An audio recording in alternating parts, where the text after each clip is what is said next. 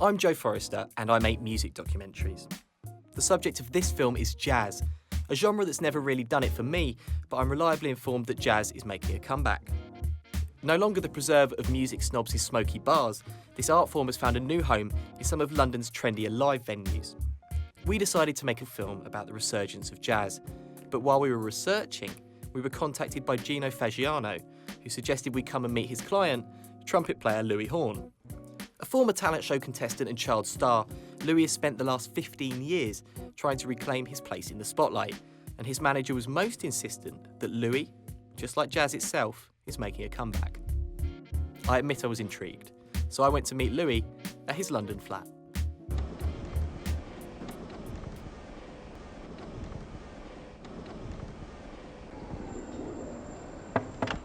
Hey, Louis. Big Joe. Yeah, good to meet you. We're here for the filming. Come in. As I walked up the stairs to Louis' flat, I realised he didn't exactly conform to my stereotype of a jazz musician, and I couldn't help but notice the large bruise on his forehead. He showed me his hat collection, but I was keen to find out more about Louis and his career. He suggested we start in the bedroom. As you know, and the audience knows, I got success at a very young age. And basically, that success was then taken away from me. How was it taken away? People just stopped buying albums. If a Woolworths were to open or a new VHS shop, I'd be like the first call. Play a tune, open it up, screaming people everywhere, cut the ribbon, and everyone is like, "Oh, Louis Horne, Louis Horne."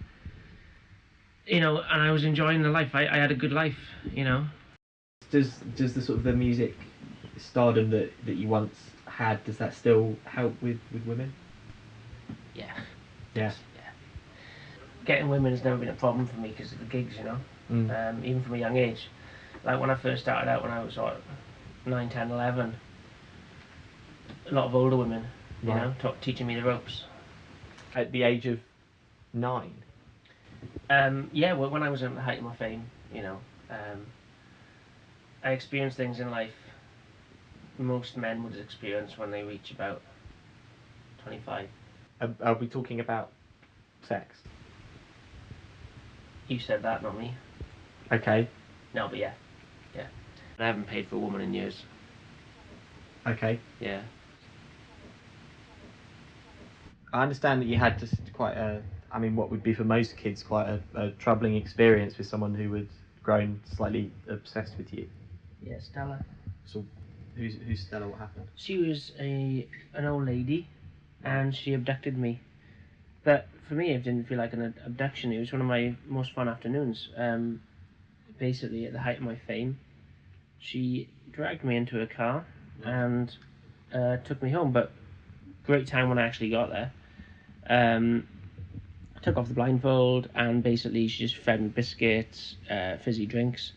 And at the end of the day, when the police actually came, I didn't want to leave. I had a great time. Now, as an adult, you must understand that what she did was criminal. Yeah, but you know what? We do things that people say is criminal all the time. And a lot of the time, should they be criminal? Well, I think abducting a child should be, yes. Not if they have a good time. Well, she gave me loads of biscuits. And if something bad happens to you and you get loads of free things, is that bad? I would say what happened to you is quite bad. Let's beg to disagree. Agree to disagree. I was disturbed by my chat with Louis and had already realised our film about jazz might be turning into something quite different.